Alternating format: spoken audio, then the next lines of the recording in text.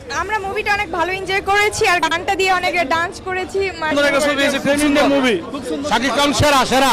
তাহলে দ্বিতীয় দিন পর্যন্ত কত টাকা আয় করলো দরদ? পারলো কি প্রথম দিনের থেকে বেশি করতে, নাকি ডান হয়ে গেল?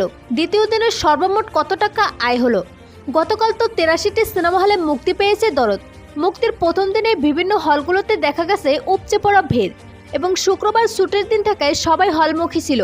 গতকাল সিনেপ্লেক্সগুলো থেকে আয় করেছিল ৩০,৬৮,০০০। এটি ছিল সর্বোচ্চ আয় প্রথম দিনের এখন পর্যন্ত। এর আগে তুফান প্রথম দিনে আয় করতে পেরেছিল ২৯,৬১,০০০। তবে এর আগে প্রথম দিনেই সিঙ্গেল স্ক্রিনগুলো থেকে বেশি আয় ছিল তুফানের।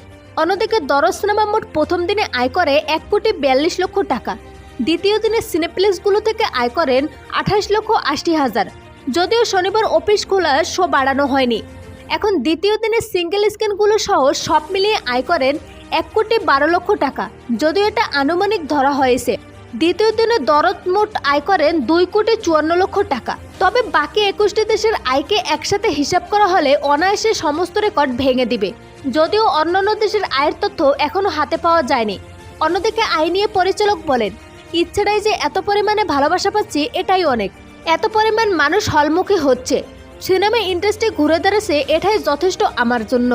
ছবির দরদ কি পারবে নতুন রেকর্ড গড়তে? জানিয়ে দিন কমেন্ট করে।